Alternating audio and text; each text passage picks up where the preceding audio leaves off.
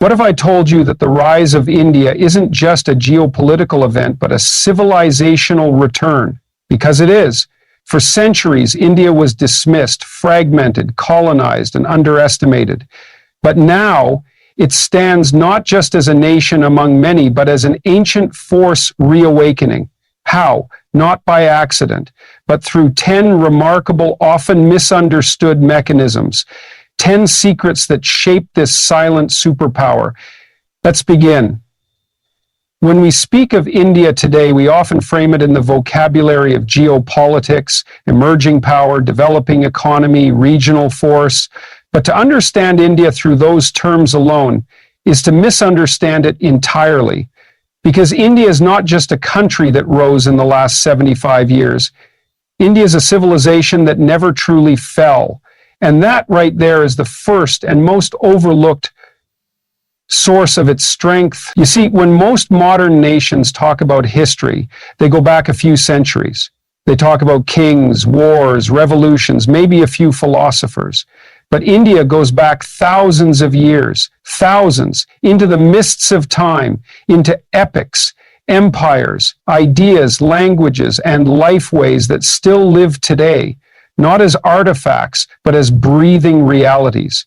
There is a psychological depth that comes from knowing that your people have endured, that your story didn't start with colonization or industrialization, that it began with rivers that still flow, with rituals that still echo through dawn chants, and with a worldview so vast, so sophisticated, that even now, scientists, psychologists, and seekers around the world turn to it for insight. This is not about nationalism. This is about continuity, a kind of cultural memory that outlasts kingdoms, outlasts trauma, even outlasts forgetfulness. Even during times when India was politically broken or economically looted, its civilizational heart kept beating in its stories and its songs, in the hands of grandmothers shaping wisdom into daily routines, in the festivals that made meaning out of chaos, in the resilience that taught millions how to suffer without becoming bitter, how to survive without becoming small. There is a quiet kind of power in that. A power that doesn't come from wealth or military strength, but from identity, from the calm recognition that you have been here before, in worse storms, and you did not break. Now think about that in strategic terms. Most nations, when hit by a colonizing force, lose their soul. They rebuild, yes, but often as something else, something less rooted. But India absorbed the blows and kept its essence. When foreign empires arrived, Persians, Mughals, British, they changed things, yes, but they did not erase things. They could not, because what they were up against was not merely a state, it was a civilization. That matters in the modern world. Why? Because strategic strength doesn't only come from tanks or treaties. It comes from knowing who you are so well that no external force can define you. And India's strength today comes in large part from the fact that its people are rediscovering that identity, not just intellectually, but emotionally. They're waking up to their inheritance, not just the pride of the past, but the responsibility of carrying it forward. There is a fire being rekindled across generations, young minds who write code by day and chant ancient mantras by night, engineers who respect the earth, not because it's trendy, but because they were taught it's sacred, artists, scientists, soldiers, teachers, each slowly realizing that they are not the children of a broken colony, but the torchbearers of one of humanity's oldest wisdom traditions. And let's not make the mistake of thinking this is romanticism. This is not about nostalgia. This is strategy. Because when you draw from something older than pain, older than division, older than fear, you stop reacting, you start choosing, you stop begging for acceptance, and you begin to shape your own path. This is what makes India unpredictable on the world stage, not chaotic, but unreadable through the usual lenses. While some powers collapse from within when identity gets questioned, India folds those questions into its story. It has the muscle memory to hold paradoxes, modern and ancient, rational and spiritual, global and hyper-local, all in one breath. And this isn't just about pride, this is about power. Because the nation that knows itself can't be broken by headlines. It can't be dismantled by economic shocks or political spin. It adapts, it absorbs, it reflects, and then it responds on its own terms. So when we ask, how did India become so powerful? We must begin here, with the civilizational core, with the unshakable reality that India was never trying to be like anyone else. It was only trying to remember who it was. And now that it remembers, it's not rising, it's returning. A return that does not shout, but speaks with the weight of centuries. A return that does not conquer with swords, but leads with stories. A return that does not erase others, but invites the world to meet an ancient soul, newly awakened. And once you realize that, you stop asking if India will succeed. You start asking how high it will rise, because its roots go deep enough to touch the sky. If you really want to understand the engine behind India's power, not the visible kind, but the kind that quietly transforms people from within, you have to look beyond what's measurable. You have to look into the unseen, into the interior spaces where a civilization nurtures the mind, shapes the soul, and teaches a kind of balance that no textbook can fully capture. India's strength has never only been about politics or power in the conventional sense. It has always been about how it educates the inner world, how it builds individuals who are rooted, reflective, and quietly determined. That power begins early, not in universities, but in homes, not through declarations, but through lived values. Children grow up not just learning what to think, but how to sit with themselves, how to observe their own thoughts, how to understand the play of emotion, action, and consequence. In many Indian households, silence is not empty, it's full.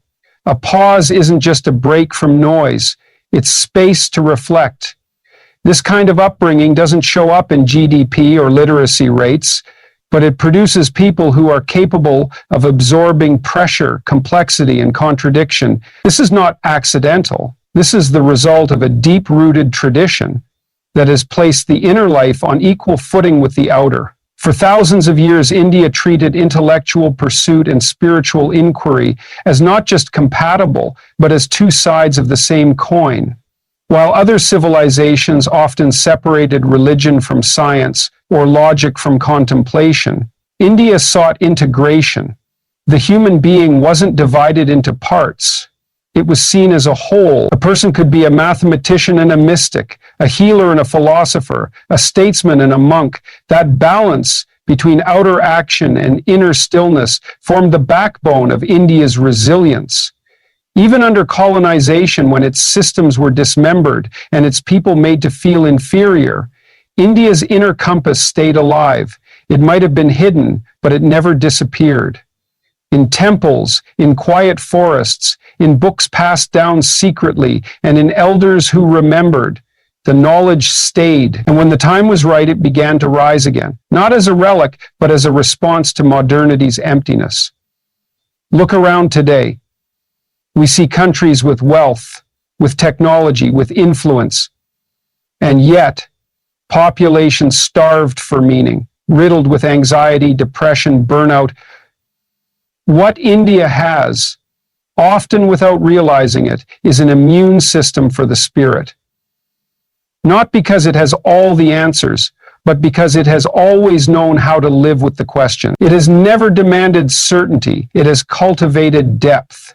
That is why even today, some of the most brilliant minds in science, psychology, and philosophy come to India not to lecture, but to learn. Not because India is exotic, but because it has preserved something rare. An approach to the human condition that includes discipline, compassion, curiosity, and humility all at once. A kind of wisdom that doesn't just teach you how to succeed, but how to suffer well, how to endure failure without self-destruction. how to find dignity even when the world strips you of validation. That emotional and spiritual intelligence is India's hidden export. You can't package it, you can't measure it in market reports, but it's real.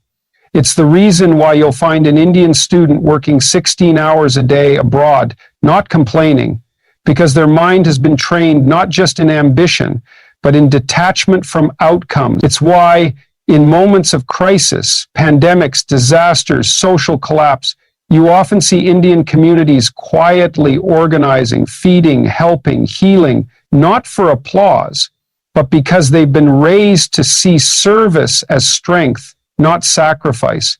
And the strength isn't passive. It's not just about retreating inward.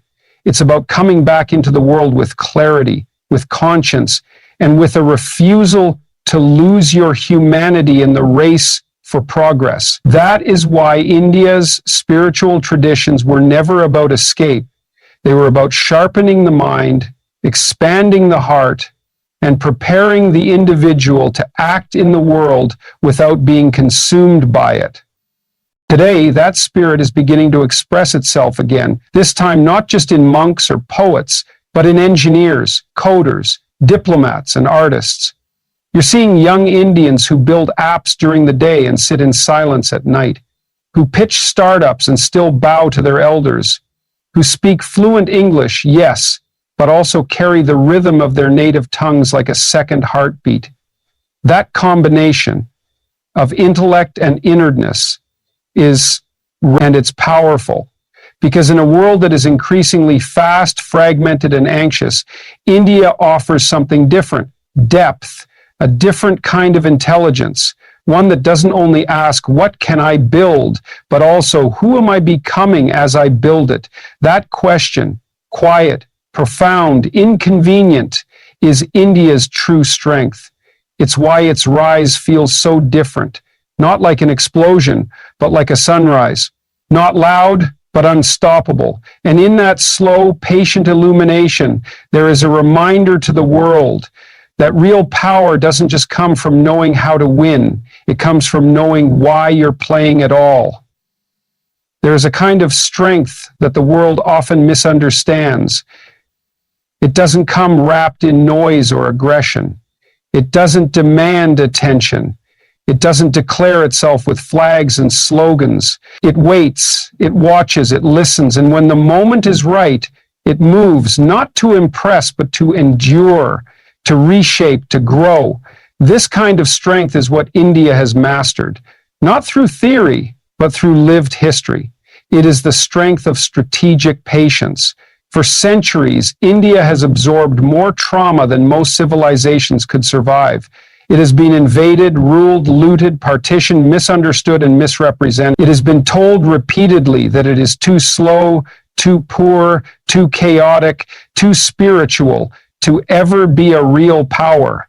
And yet, every time it was pushed down, it found a way to rise, not suddenly, but steadily, not with rage, but with resolve. The world often celebrates the quick, the loud, the dominant, but India's genius has always been different. It lies in how it adapts, how it learns, how it endures without losing its essence. When foreign armies came, India didn't simply fight or flee. It absorbed, it studied them, it adapted their tools, their systems, even their languages, but it never let go of its core identity. That is not submission. That is survival at the highest level. That is strategy born not of weakness, but of wisdom. Because when a civilization is as old as India, time is not the enemy. Time becomes an ally. While others panic over quarters and election cycles, India thinks in generations. That doesn't mean it doesn't act. It means it acts differently, calculated, considered, and with a long memory. During colonization, while its economy was dismantled and its people starved, India didn't vanish. It reorganized itself. It kept teaching. It kept transmitting knowledge in whispers and in silence. Even when its voice was stolen, its stories lived on. Even when its hands were chained, its mind kept turning. And when independence came, India didn't emerge empty-handed. It emerged with an inner compass, built not by rebels alone, but by thinkers, artists, saints, reformers, and ordinary people who carried fragments of wisdom across dark decades. That's why even today, when India faces external pressure, be it in diplomacy, war, trade, or ideology, it rarely rushes to respond. It does not react the way other nations might. That isn't indecision, that's discernment. It studies, it absorbs, it considers every angle, not because it's confused, but because it knows the cost of impulsive moves. And once the response comes, it is often unexpected, unconventional, and deeply rooted in its own worldview. This patience doesn't make India slow. It makes it durable. It makes it capable of change without collapse. Look at its democracy. In a country of over 1 billion people with hundreds of languages, dozens of religions, and every imaginable social layer, chaos could have been the norm. But instead, you see order, not perfect, but persistent. You see a people who have learned not only to speak, but to listen, to argue without falling apart, to protest without burning the house down. That's not just political maturity. That's cultural wisdom passed down over centuries of navigating diversity. Even in modern development, India has not blindly copied models that worked elsewhere. It's taken its time. It's made mistakes. It's turned back and tried again, because the goal has never been to rush ahead for applause. It's to build something that lasts, something that doesn't collapse at the first crisis. You can see this in how it's embraced technology, not as a toy for the elite, but as a bridge for the... You see it in how it approaches sustainability, not because the world demands it, but because the culture itself values balance with nature. Adaptability doesn't mean giving in. It means being fluid without losing shape. And that's exactly what India has done. It has reinvented itself dozens of times through kings and republics, through foreign rule and independence, through famine and boom. Each time it bends, but does not break. It changes form, but not substance. And now, as the world shifts again, through artificial intelligence, climate change, rising authoritarianism, India is entering a new phase, not as a follower, but as a shaper. But it won't shape the world with arrogance. It will do it the way it always has, by watching closely, moving deliberately, and letting its actions speak over time.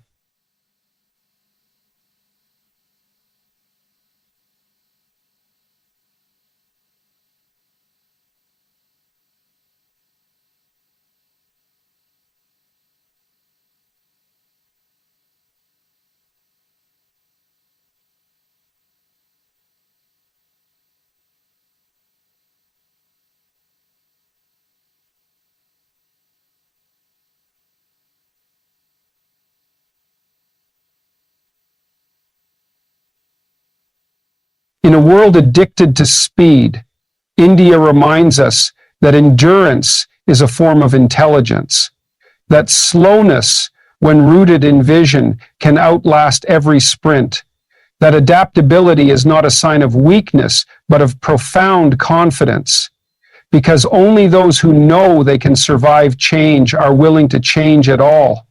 And when you truly grasp this, when you understand the layers behind India's calm exterior, you stop underestimating it.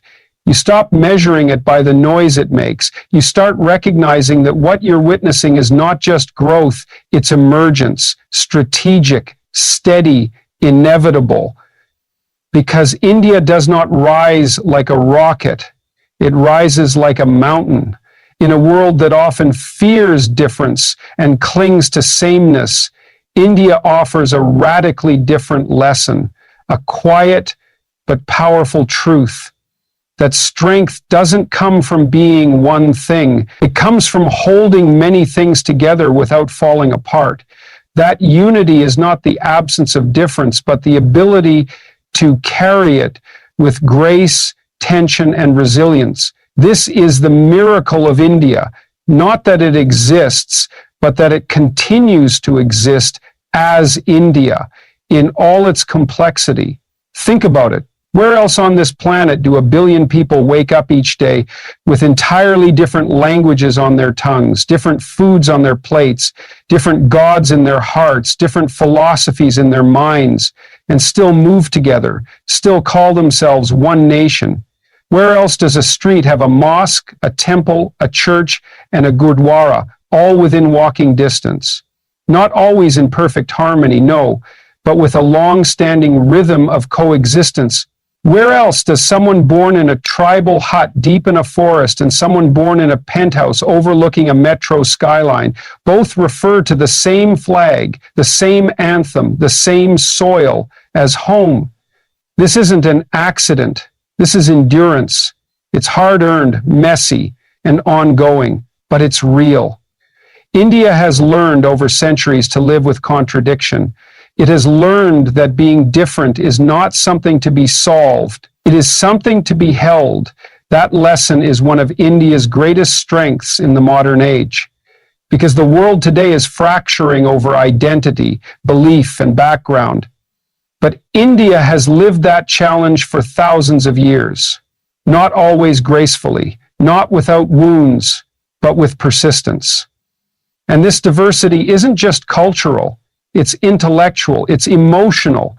In India, you can sit across from someone who believes the exact opposite of what you do and still offer them tea, still argue passionately, maybe even angrily, but without needing to erase them. That is rare. That is precious. That is power. Because it means India can process dissent without collapsing. It means India doesn't need uniformity to function. It needs conversation. Of course there are conflicts. Of course there are divisions. But the deeper truth is this: no matter how much noise rises, there is always a deeper pull back to common ground. There is something about being part of this grand experiment called India that keeps people coming back to the table again and again. Maybe it's memory, maybe it's habit, maybe it's hope, but it's real, it's alive, and it keeps the system breathing. This is why, when the world looks at India and says, how can such a diverse place survive? The answer is simple: because it never tried to erase the difference. It learned to carry it, and in that act of carrying, it became stronger. Because diversity forces dialogue. It teaches patience. It builds emotional muscles that pure efficiency never could. And India has used those muscles not just to survive, but to create something unique. Look at its music, where a sitar can meet a guitar, where classical ragas blend with jazz. Look at its cinema, where 5 languages might appear in the same film and no one flinches. Look at its elections, where a tribal woman from a small village can become president and a chai seller can become prime minister. That's not tokenism, that's transformation. That's the slow, deliberate unfolding of a culture that values contribution over conformity. The real magic of India is not that everyone agrees. It's that even when they don't, they still try to belong. They still try to participate. They still fight, love, work, and build under one name: India. And in a world being torn apart by polarizing ideologies, that kind of unity, messy, noisy, living, is a superpower.